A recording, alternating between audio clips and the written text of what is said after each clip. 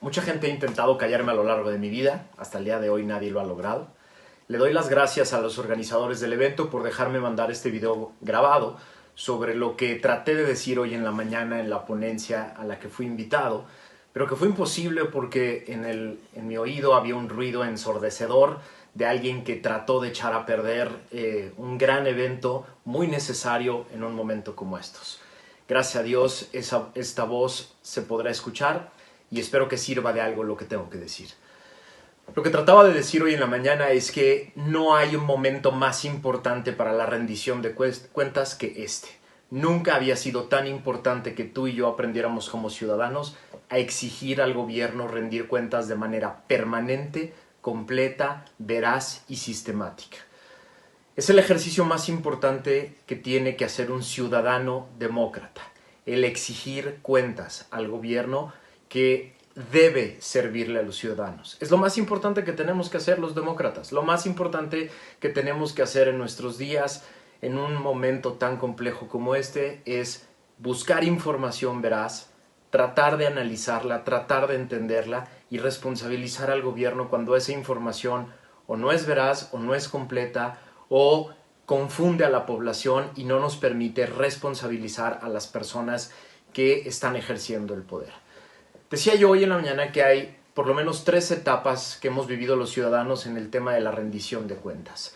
La primera etapa es esta que conocemos como de sistema de partido hegemónico. Nos echamos varias décadas en un modelo de sistema de partido hegemónico en el que el gobierno era una caja oscura, las personas que ocupaban esa caja oscura decidían qué le iban a comunicar al ciudadano, recibían del ciudadano sus impuestos, los transformaban en algunos bienes y servicios y decidían de manera arbitraria qué le iban a comunicar e informar al ciudadano de lo que habían hecho con sus recursos.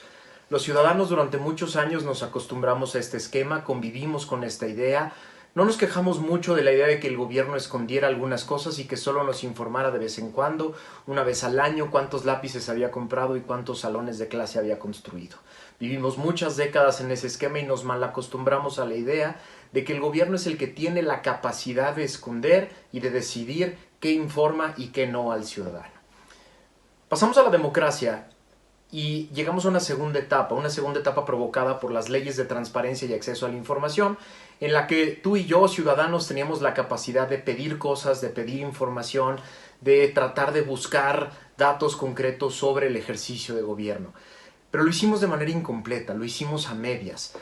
Pronto el gobierno se acostumbró a que solo podía dar alguna información, poner en algunos portales de internet algunos de los datos relevantes y esconder algunas otras cosas y utilizar políticamente lo que guardaba para beneficio de un interés específico. Los ciudadanos nos volvimos cómodos en la idea de que lo que estaba ahí, de que estaba a disposición de todos era suficiente y no se completó el esfuerzo porque no lo amarramos con un esquema de responsabilidades, un sistema de responsabilidades concreto que hiciera a los servidores públicos responsables de todo lo que hacen, todo lo que dicen y dejan de hacer, de poner a disposición del público cualquier información que generan y rendir cuentas de cada decisión que toman.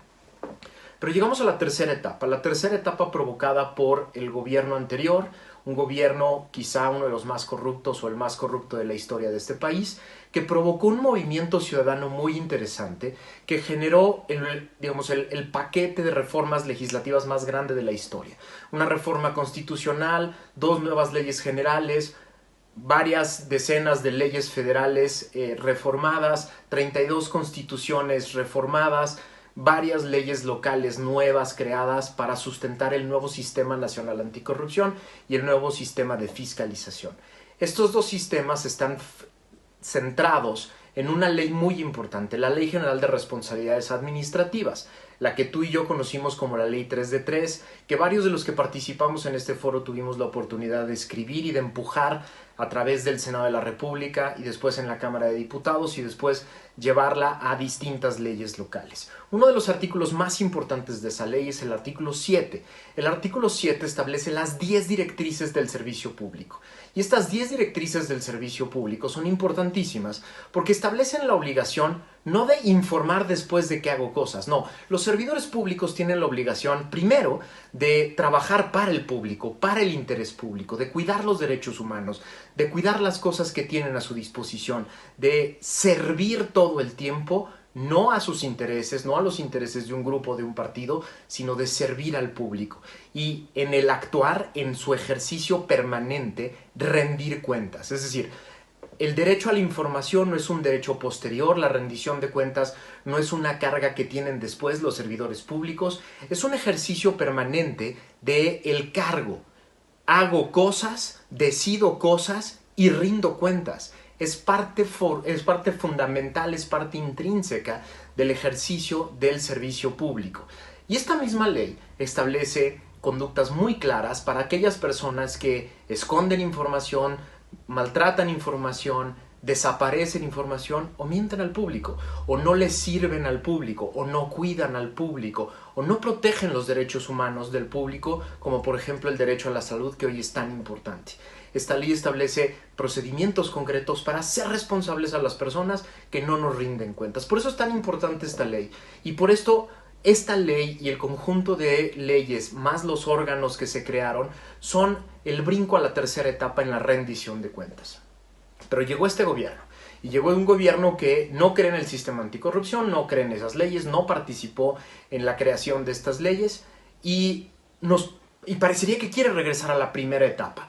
Esa etapa en la que el gobierno era una caja oscura, el gobierno decidía de motu propio qué informaba y cómo lo informaba, escondía alguna información, guardaba otra, administraba una parte y le pasaba al público lo que quería. Pero el público también, parecería que estamos algunos de nosotros, algunas de las personas regresando a esta primera etapa porque parecemos conformarnos con información a medias o información falsa que se comunica todos los días por vía del propio presidente. ¿Por qué digo que nos están regresando a la primera etapa? Porque es el propio presidente de la República que ha dicho, y se burla incluso de la frase, yo tengo otros datos. Yo tengo otros datos, yo tengo otra realidad, yo quiero informar otra cosa distinta, no solo a lo que encuentran medios de comunicación, organizaciones de la sociedad civil, especialistas en información que buscan e investigan adecuadamente, sino contradice también lo que dicen sus propios secretarios. Varias veces ha contradicho al secretario de Hacienda, al de Salud, al secretario de Comunicaciones y Transportes. Varias veces ha dicho, no, yo no creo lo que esas personas dicen, yo tengo otra información, yo tengo otros elementos, yo creo que hay una realidad diferente. No solo lo que dicen, sino también ha tratado de poner en tela de juicio documentos de Hacienda, documentos de la Secretaría de Medio Ambiente, de la Secretaría de Energía, diciendo, no, yo tengo otra opinión, yo tengo otra realidad, yo tengo otra información. Entonces parecería que el gobierno nos quiere regresar a esa primera etapa, a esa etapa que vivimos en la época del partido hegemónico, en la que el gobierno decidía qué informar, cómo informar, cuándo informar. ¿Por qué es tan relevante esto en este momento? Voy a poner 3 temas que se ponen en riesgo gravísimo en un momento de crisis como el que estamos ahorita viviendo, si se permite que el gobierno nos regrese a la etapa en la que ellos deciden qué informar y cómo informar, y los ciudadanos no somos buenos para exigir rendición de cuentas. El primero y más obvio, el peligro a la vida y a la salud.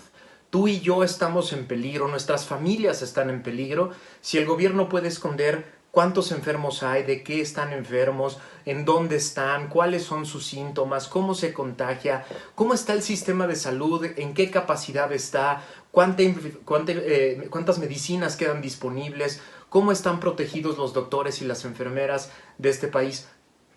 Esconder esa información y no tener nosotros la capacidad de hacerlos rendir cuentas pone en peligro nuestra vida y pone en peligro nuestra salud. 2. Las finanzas públicas de México. Están en riesgo las finanzas públicas de México si no exigimos que nos rindan cuentas claras y concretas sobre ellas.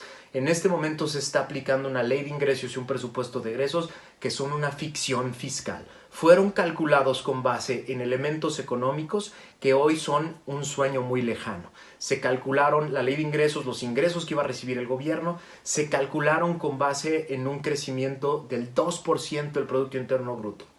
Hoy los economistas más conservadores hablan de que vamos a decrecer entre 6 y 8%. Se calculó con un precio del barril de petróleo de $49, hoy está en 7. Se calculó con un tipo de cambio de $20, hoy está en 24. El gobierno no nos está informando qué implicaciones tiene eso en las finanzas públicas, cómo están los ingresos vía impuestos por la caída de la actividad económica, dónde están los grandes boquetes, dónde van a recortar, quién va a recortar, cuáles son los criterios que se van a utilizar, dónde están las carencias, cómo lo van a sustituir. Nuestro sistema de finanzas públicas está en peligro si no pedimos que se rinda cuentas de manera completa. Y finalmente, las contrataciones públicas. Están en riesgo las contrataciones públicas. El gobierno ya tenía meses abusando de las excepciones, de la adjudicación directa y la invitación a cuando menos 3. Más del 80%, según Mexicanos contra la Corrupción, en este país se contrata por adjudicación directa e invitación restringida. Y hoy con la pandemia, hoy con la emergencia, por no prepararse, están pretendiendo usar la emergencia como pretexto para seguir utilizando de manera arbitraria las contrataciones públicas. Esto genera enormes riesgos de corrupción, de grandes fortunas que se van a hacer por abusar de este esquema. Concluyo diciendo, nunca es más importante que hoy la rendición de cuentas. Parecería que el gobierno nos quiere decir, hoy no me pidas rendir cuentas, estoy atendiendo la emergencia. Al revés. Porque hoy está en peligro nuestra vida, nuestra salud, la economía del país y la democracia, hoy es más importante que nunca exigir rendición de cuentas.